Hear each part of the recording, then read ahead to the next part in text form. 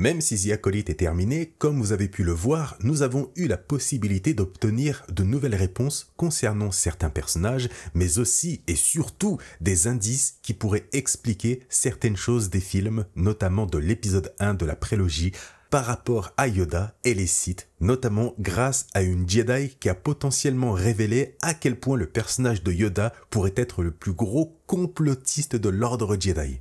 Bonjour à tous, j'espère que vous avez la forme. Bon, je l'ai répété à plusieurs reprises, mais comme vous devez le savoir, du point de vue de l'épisode 1, donc 32 ans avant la bataille de Yavin, les Sith ont disparu il y a à peu près 1000 ans avant l'épisode 1. Donc, si on additionne le tout, ça fait 1032 ans avant la bataille de Yavin. Ce qui veut dire qu'aucun Jedi que nous connaissons, que ce soit dans The Acolyte ou les films, n'ont jamais affronté ni même aperçu de Sith. Même Yoda, qui est l'un des Jedi les plus vieux, n'a pas connu les Sith. Du moins, officiellement. Mais comme vous le savez, contrairement aux Jedi, les Sith n'ont en réalité pas disparu grâce à la survie de Dark Bane, mais aussi et surtout avec la création de la règle des deux. J'avais produit une vidéo il y a quelques mois en arrière concernant un secret que Yoda aurait possiblement caché à l'ordre Jedi. Le fait de savoir qu'il était en réalité au courant bien avant les événements de l'épisode 1 que les Sith étaient de retour. Si vous n'avez pas vu la vidéo, on va en faire un petit résumé rapide parce que il se pourrait bien que le personnage de Vernestra soit en partie responsable de tout ça aux côtés de Yoda.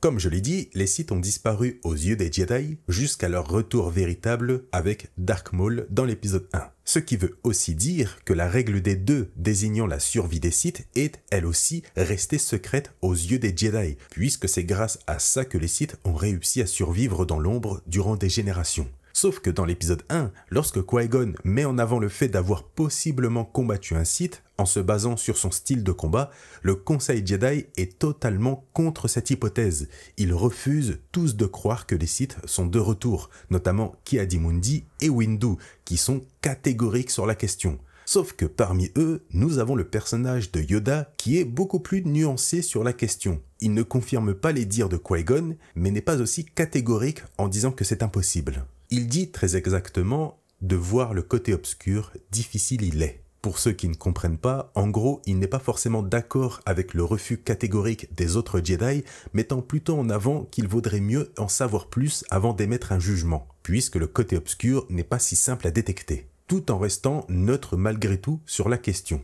C'était l'une des premières interrogations concernant ce sujet. Pourquoi Yoda n'est pas aussi catégorique sur cette question? Sachant que c'est le plus vieux d'entre eux, il devrait alors avoir le plus d'expérience et de connaissances. Et si les Sith avaient véritablement bien disparu, il aurait été aussi catégorique que les autres Jedi. Sauf que ça n'a pas été le cas. La deuxième chose qui met en évidence que Yoda pourrait bien être au courant du retour des Sith survient à la fin du film, lors des funérailles de Qui-Gon. Windu commence en disant « Il n'y a plus aucun doute, le mystérieux guerrier était un Sith ». Et d'un coup, Yoda répond comme si de rien n'était, « Toujours par deux ils vont, ni plus ni moins, le maître et son apprenti ». Yoda vient de dévoiler l'existence de la règle des deux. Comment est-il possible qu'il connaisse cette règle des deux, pourtant censée être secrète, puisque la survie des Sith est justement liée à cette règle des deux? Ce n'est pas une règle ayant existé avant la disparition des Sith, qui a été ensuite stockée quelque part, etc. Non, mais bien une règle qui a vu le jour avec la survie de Dark Bane. Si un Jedi avait pu découvrir l'existence de la règle des deux, il aurait automatiquement découvert la survie des Sith, puisque la règle des deux est liée aux Sith après leur disparition officielle. Et c'est une chose qui n'est pas arrivée, comme vous avez pu le voir, puisqu'ils sont tous catégoriques sur le retour des Sith durant l'épisode 1, à part Yoda qui, comme par hasard, connaît en plus de ça l'exactitude de la règle des deux, qui est, je le répète, à cette époque-là, censée être secrète et connue uniquement des Sith. J'avais aussi expliqué que Yoda aurait pu faire partie d'un groupe très restreint de Jedi au courant du retour des Sith. C'est là qu'entre en scène le personnage de Vernestra. Attention, le complot commence. Depuis le début de la série, même si ce n'est pas le personnage central, on sent que Vernestra cache aussi des choses à son entourage. Mais pour une bonne raison, et c'est sûrement cette raison qui a aussi poussé Yoda à garder le secret. Déjà, dans l'épisode 4, Vernestra fait une remarque très intrigante à Saul après la réunion des Jedi. Ils sont tous les deux à part, Vernestra parle doucement et dit très exactement je crains que May ne soit qu'un élément d'un plus vaste projet de son maître, un projet qu'il est difficile à discerner, comme un bouleversement qui pourrait faire pencher la balance. Un bouleversement qui pourrait faire pencher la balance. C'est surtout cette phrase qui est intrigante. Vernestra démontre à ce moment-là qu'elle aurait potentiellement découvert quelque chose qui va au-delà de May et qui mire à un tel point que ce quelque chose pourrait faire pencher la balance, donc la force des Jedi vers quelque chose d'autre. Avec un discours pareil, c'est impossible de ne pas penser que Vernestra n'est pas au courant de certains secrets qu'elle ne partagerait qu'avec une seule et même personne, Yoda. On va voir pourquoi après. Dans ce même épisode, lorsque Ki-Adi-Mundi dit qu'il faut prévenir le Conseil, Vernestra refuse en disant que ça pourrait alerter le Sénat, ce qui est vrai, mais ça pourrait aussi et surtout créer un effet de panique au sein de l'Ordre Jedi lui-même. Elle aurait pu alors recevoir l'ordre de faire en sorte d'enquêter sur tout ça sans faire en sorte que l'Ordre Jedi ainsi que le Conseil ne soient au courant de l'affaire en cours, parce que cela pourrait potentiellement concerner le retour des Sith. En réalité, Vernestra ne serait qu'une agent missionnée par Yoda pour agir et étouffer l'affaire pour ne pas créer un effet de panique au sein de l'ordre tout en évitant que le Sénat ait un contrôle renforcé sur l'ordre Jedi comme il le souhaite. C'est pour cela qu'elle aurait refusé que le Conseil soit au courant. On a eu la preuve que les Jedi peuvent garder un secret durant cette scène. Prévenir le Haut Conseil Jedi n'aurait pas changé grand-chose. Le secret ne serait pas sorti de la chambre du Haut Conseil. C'est d'ailleurs l'un des points d'honneur de l'Ordre Jedi, vous le savez aussi bien que moi, les affaires de Jedi ne concernent que les Jedi. Sauf que là, Vernestra est contre le fait de faire participer les plus hauts dirigeants Jedi à cette affaire parce que selon elle, le Conseil s'empresserait de le répéter au Sénat, ce qui est techniquement faux puisque ça ne concerne que les Jedi. Par contre, le seul vers qui Vernestra se dirige finalement, c'est Yoda, comme on peut le voir à la fin du final, ce qui pourrait bien confirmer que Vernestra ne répond qu'aux ordres directs de Yoda. Sinon, pourquoi rencontrer seulement Yoda et pas tout le Conseil Jedi? Ça expliquerait aussi d'ailleurs la position assez importante de Vernestra parmi les autres Jedi. Il y a forcément quelqu'un qui a nommé Vernestra à ce poste de superviseuse concernant cette enquête. L'épisode 4 montre clairement que Vernestra dirige tout. C'est elle qui donne les ordres. Mais on voit aussi dans ce même épisode qu'a priori, elle ne répond pas directement aux ordres du Haut Conseil, puisqu'elle refuse justement de leur en parler. Et le final a l'air de confirmer que Vernestra ne parle qu'à une seule et même personne, Yoda, et non le Conseil Jedi en général. Déjà, pour ceux qui ne connaissent pas réellement Vernestra, il faut savoir qu'à l'époque de la série, elle a plus de 100 ans. 116 ans pour être plus exact. Mais ce personnage, qui apparaît en dehors de The Acolyte, dans les romans et les comics, elle est considérée depuis sa jeunesse comme une prodige au sein de l'ordre Jedi, en devenant notamment chevalier Jedi à seulement 15 ans du premier coup. C'est l'une des seules dans toute l'histoire de l'ordre Jedi à avoir réussi à faire ça. Pour rappel, à la base, à 15 ans, on est encore un jeune padawan. Habituellement, un padawan devient chevalier Jedi entre 20 ans et 29 ans. Anakin, lui, par exemple, est devenu chevalier Jedi à 19 ans, ce qui était déjà un exploit. Obi-Wan, lui, l'est devenu à 25 ans. Mais Vernestra a seulement 15 ans. Mais ce qui fait que Vernestra est spéciale, en plus de sa puissante connexion avec la Force, c'est qu'elle possède une capacité extrêmement rare. À chaque passage en hyperespace, elle est touchée par des visions de la Force, ce qui fait d'elle, en plus d'être une prodige, un élément extrêmement important de l'ordre Jedi. Maintenant que vous savez ça, reprenons notre hypothèse.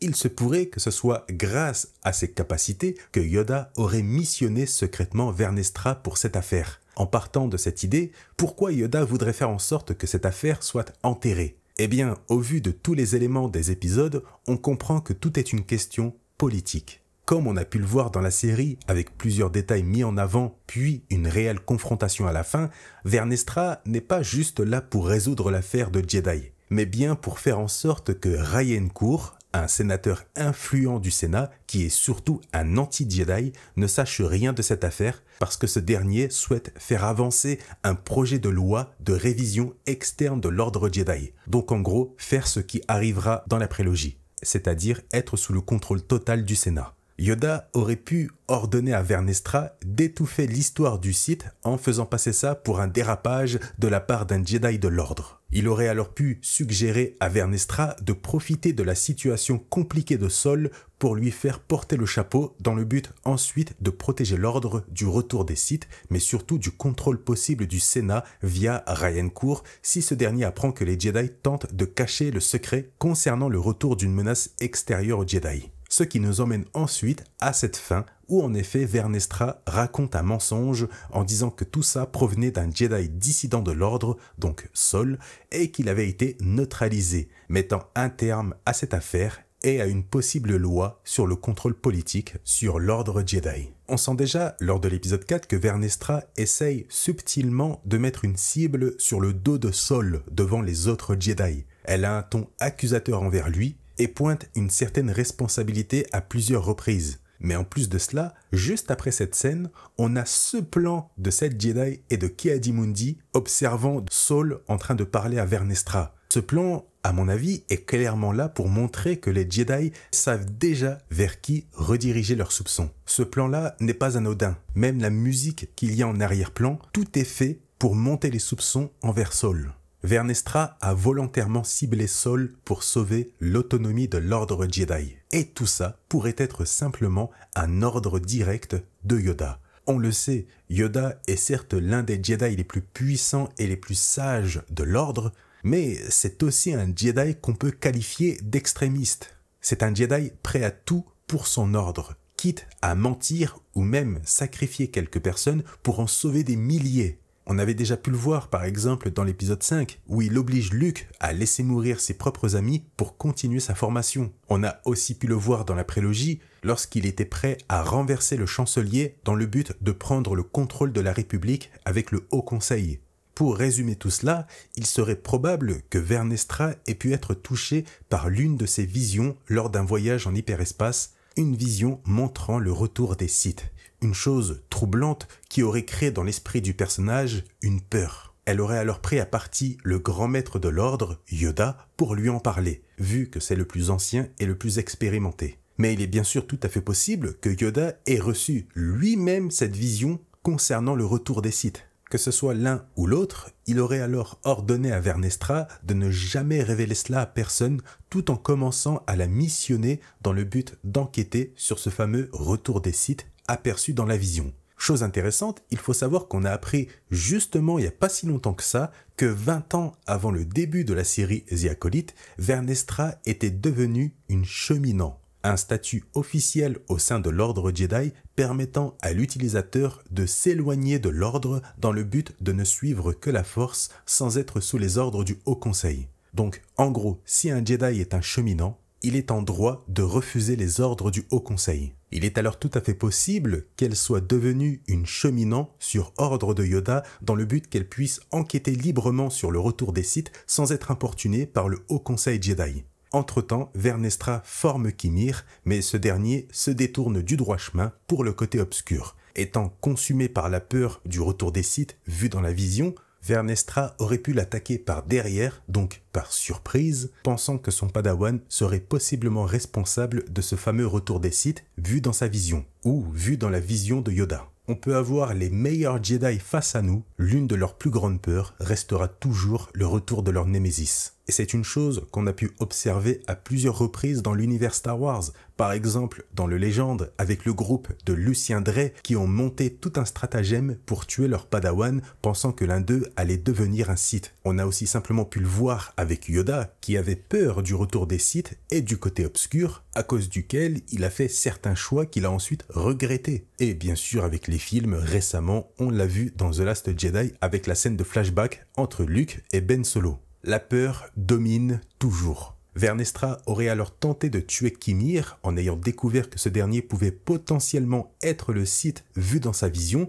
sans cette fois-ci en parler à Yoda par honte de son action d'avoir tué son apprenti dans le dos. Et c'est plusieurs années plus tard que Yoda aurait pu rappeler Vernestra au temple pour enquêter sur la mort de certains Jedi dans le but de faire en sorte de camoufler cette enquête et éviter que le Sénat découvre la vérité sur un potentiel retour des Sith. Au vu des événements et pour garder l'ordre et la sécurité, Yoda aurait alors vu Saul comme le parfait candidat à sacrifier pour le bien de l'ordre Jedi. Il aurait alors ordonné à Vernestra de cibler Saul parce que malheureusement, pour sauver l'ordre Jedi, un sacrifice doit être fait. Dans la saison 1, Vernestra était clairement là, non pas pour réellement résoudre cette affaire convenablement, mais bien pour faire en sorte d'étouffer cette affaire le plus rapidement possible pour éviter que le Haut Conseil Jedi soit prévenu et surtout éviter que le Sénat en sache plus. Une fois ce premier combat terminé, donc la saison 1 de The Acolyte, le deuxième peut commencer. Empêcher le retour des Sith en traquant celui qu'elle pensait avoir tué. Elle le met bien en avant à la fin de l'épisode final lorsqu'elle parle à May qu'elle souhaite désormais poursuivre et retrouver Kimir.